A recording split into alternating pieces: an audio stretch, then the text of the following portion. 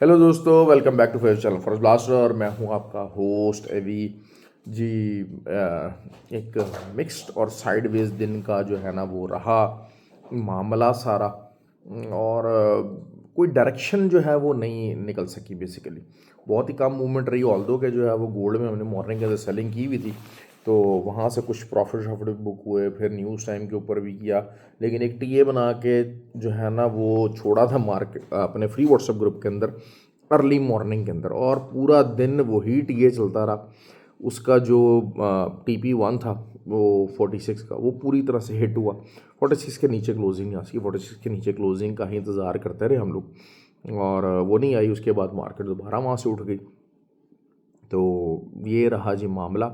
News का कोई ऐसा ख़ास इम्पैक्ट नहीं है, बता दिया था कि थोड़ा सा लो इम्पैक्ट होगा, बहुत ज़्यादा इम्पैक्ट नहीं, क्योंकि एक्सपेक्टेड था 90% चांसेस यही थे कि इंटरेस्ट रेट इंक्रीज़ नहीं होगा। सिल्वर ने एसएल खाया हमारा, सिल्वर ने हमारा एसएल खाया। और बहरहाल ये कि लेट नाइट फिर जो नैस्डैक के ऊपर जो है वो बना हमारा एक पैटर्न, इसका H4 का जो पैटर्न बना इवनिंग स्टार का, उसने अच्छा रिजल्ट दिया। फिर थोड़ा बहुत जो है वो जो M30 US30 था, उसका एक H4 का एम पैटर्न की फॉर्मेशन, डबल टॉप की फॉर्मेशन के ऊपर जो है वो हमने कुछ सेलिंग वगैरह ली, वहाँ से भी प्रॉफिट रहा। लेकिन overall mixed day, sideways market नीचे भी गई ऊपर भी गई, तो काफ़ी ज़्यादा जिसे कहा जाए कि ज़लालत में इस दिन था, और कुछ भी नहीं था। अच्छा खैर, free WhatsApp group totally free है, 100% फ्री है, हर कोई ज्वाइन कर सकता है। ऑक्टाफेक्स और एक्सेस का IB लिंक वीडियो के डिस्क्रिप्शन में मौजूद है, वहाँ से आप अकाउंट बना के you can be the part of the group. और जो BTC था उसने भी राजी के जनाब जो है ना वो प्लस माइनस ऊपर नीचे की, और बहुत थकाया, बहुत मेंटली जो है ना एग्जॉस्टिंग डे था। खैर बहरहाल ऐसा हो जाता है, यही जो है वो ट्रेडिंग है। अब खैर BTC की बात कर लेते हैं। BTC का जो है वो कल का जो SL होगा, स्ट्रक्चर वाइज अगर हम देखते हैं, अभी BTC जो है वो बेरिश रेंज के अंदर है। 1,05,400, ये एक बड़ा एक टॉप एरिया है। 1,05,400 के ऊपर कोई भी H4 कैंडल क्लोज हो गई तो बस फिर जो है वो आपने आंखें बंद करनी है और टकाटक जनाब। अभी भी जो है वो बेसिकली अगर देखा जाए तो 1,01,700, 1,01,700, ये एक सपोर्ट है। इसका टूटना बहुत ज़्यादा ज़रूरी है, यहीं से ही मार्केट उठ रही है। तो ये जो चीज़ है ये चल रही है, उसकी वजह से जो है मार्केट अगर 1,05,400 पे आप थोड़ी बहुत ले सकते हैं। वही बात है कि 100-150 पिप्स की अगर आपको ट्रेड्स मिलती हैं, इसको सामने रखते, रेजिस्टेंस रखते हुए इसको, तो आप ज़रूर बुक कीजिए। 150, 200, 300 पिप्स निकल आते हैं, क्योंकि साइडवेज रेंज के अंदर फंसा हुआ है बेसिकली। बहुत सारे लोग कहेंगे कि जी हाँ जी बायर्स को म्यूलेट कर रहा है। अच्छा आप देखें, हालांकि जो BTC था और क्रिप्टो था उससे रिलेटेड जो FOMC में काफ़ी ज़्यादा स्ट्रॉन्ग और पॉजिटिव कमेंट्स थे, लेकिन उसके बावजूद भी बहुत ज़्यादा जो है वो यूटिलाइज़ नहीं हो सका इस चीज़ को, क्योंकि असल चीज़ यही लग रही है कि शायद इस लेवल के ऊपर जो है वो बायर्स इंगेज होने को भी तैयार नहीं हो रहे। तो लेट्स सी कि कल का दिन एक बड़ा इंपॉर्टेंट दिन है, क्योंकि उसके बाद फिर वीकली क्लोजिंग का दिन आ जाएगा। तो वहीं से हम इसको जो है सेलिंग में देखेंगे, और वही साइडवेज ऊपर की जो रेजिस्टेंस रेंज है वो 1,05,400, और नीचे जो सपोर्ट रेंज है वो 1,01,700 ये रहेगी।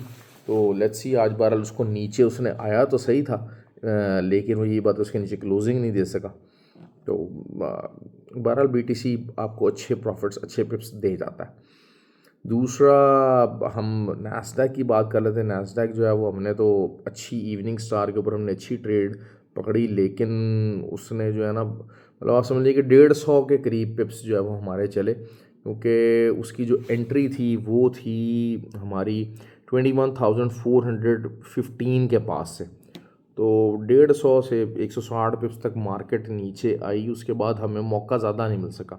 अच्छा, अब आप लोग कहेंगे यार 150 पिप्स के ऊपर भी ये कह रहा है यार मौका ज़्यादा मिल सका। असल बात ये होती है कि थोड़ा सा हम लोग ज़रा लालची ज़्यादा है और नैस्डैक के ऊपर हमारी कोशिश ये होती है 250-300 पिप्स, 400 पिप्स ज़रूर बुक करने का मौका मिले, वो नहीं मिला। तो इस वजह से हम थोड़ा सा ज़रा जो है ना उदास ही होते हैं।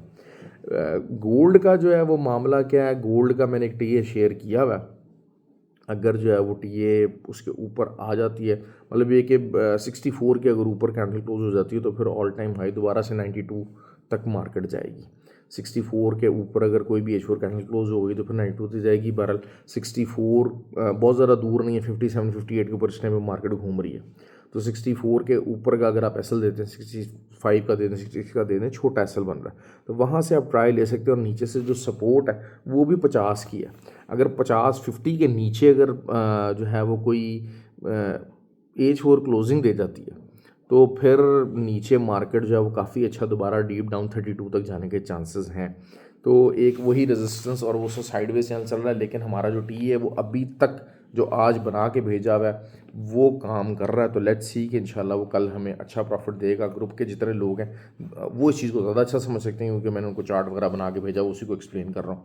तो बाकी आप भी अपने पास ही बना सकते हैं उस चार्ट को, वैसा मसला नहीं है। सिल्वर की बात कर लेते हैं। सिल्वर 30.95 एक रेजिस्टेंस है, लेकिन वो यही चीज़ ही है कि वो अब H4 में चौथी दफ़ा वहाँ पर हिट हुई है मार्केट, फोर्थ टाइम हिट हुई है। और इंट्राडे में अगर ये 80 के ऊपर क्लोजिंग आई थी तो दिस मीन्स सब बुलिश क्लोजिंग। और फिर 30 इंट्राडे पॉइंट ऑफ व्यू से अगर हम बात करते हैं, H4 की कोई भी क्लोजिंग 30.95 के अगर ऊपर आ जाती है तो फिर आपका जो अगला टीपी होगा 31.30 होगा। तो 31.30 का मतलब ये 150 से 200 पिप्स की कहानी है। दोबारा से 150-200 पिप्स की ये मामलात हैं जो कि चल रहे हैं। लेकिन नीचे से अगर वही बात है H4 टाइम फ्रेम की अगर हम देखते हैं तो फोर्थ टाइम है, fourth time obviously resistance weak हो जाती है, बट स्टिल रेजिस्टेंस रूल यही होता है कि जब तक रेजिस्टेंस ब्रेक ना हो कीप ऑन सेलिंग, और जब तक सपोर्ट ब्रेक ना हो कीप ऑन बाइंग। और 30.55 would be an ultimate area. अगर जो है वो उसके नीचे H4 कैंडल क्लोज हो जाएगी तो फिर 30.10 दोबारा से जो है वो हम देख सकेंगे। लेकिन असल चीज़ ये मिक्स्ड है बेसिकली। जो है ना ट्रंप के जो मामलात हैं, जो ट्रंप की जो एग्रेसिव और जिस तरह कहा जाए ना कि एक वो बिल्कुल है, तो उस वजह से ना थोड़ा सा अनसर्टेनिटी का माहौल बना हुआ है। पॉलिसी वाइज अगर हम देखते हैं, फंडामेंटली देखते हैं, चीज़ों की तरफ देखते हैं तो फिर तो गोल्ड और ये सारा सिल्वर जो है मामला बेरिश होना चाहिए। लेकिन चूँकि ट्रंप साहब का कोई पता नहीं है, ट्रंप की सिर्फ एक जो पॉलिसी है इस टाइम पे वो स्टेबल है।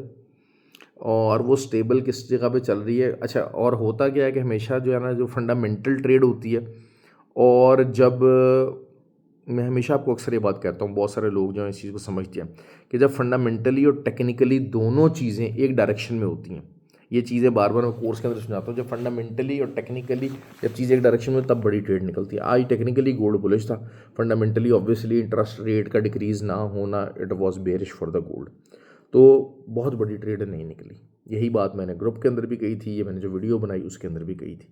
तो ये चीज़ें मैं समझाता हूँ।